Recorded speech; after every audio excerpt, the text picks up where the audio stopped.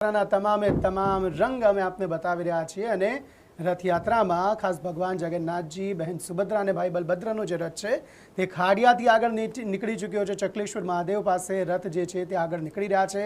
ખલાસી ભાઈઓ જે છે તે રથનું પ્રસ્થાન કરાવી રહ્યા છે અને આ રીતે ખેંચીને આગળ લઈ જઈ રહ્યા છે। ત્યારે ચકલેશ્વર મહાદેવ ખાતે કેવો માહોલ અત્યારે જોવા મળી રહ્યો છે કે માનવ મહેરામણ કેટલું ઉમટેલું ત્યાં જોવા મળી રહ્યું છે। મારા સહયોગી ઝંખના દવે જોડાઈ ગયા છે ત્યાંથી વધુ વાતચીત કરવા માટે। ઝંખના, ત્યાં કેવો માહોલ હાલના સમયે?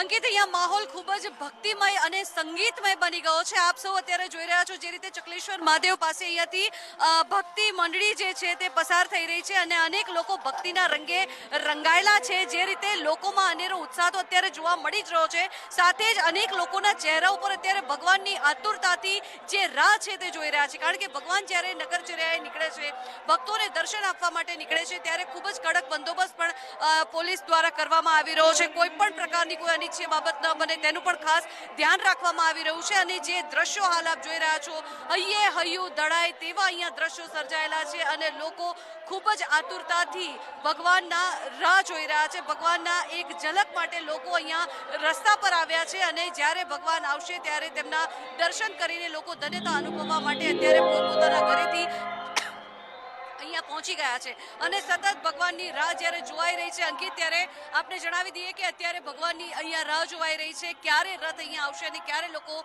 ભગવાનના દર્શન કરશે તેની પર સૌની નજર છે। અંકિત, બિલકુલ, અને હવે થોડીક જ રાહ છે કે જ્યારે ભગવાનનો રથ જે છે તે અહીંથી પસાર થશે, કારણ કે ખાડિયાથી આગળ નીકળી ચૂક્યું છે અને હવે થોડી જ વારમાં ત્યાં પહોંચે તેવી પણ પૂરેપૂરી શક્યતાઓ જે છે તે જોવા મળી રહી છે। બીજી તરફ સરસપુર મંદિર ખાતે ગજરાજ અને ટ્રક જે છે, ટેબ્લો જે છે તે પહોંચી રહ્યા છે અને થોડી જ વારમાં સરસપુર ખાતે જ્યારે પહોંચે ત્યારે મામેરાની પ્રક્રિયા હાથ ધરવામાં આવશે।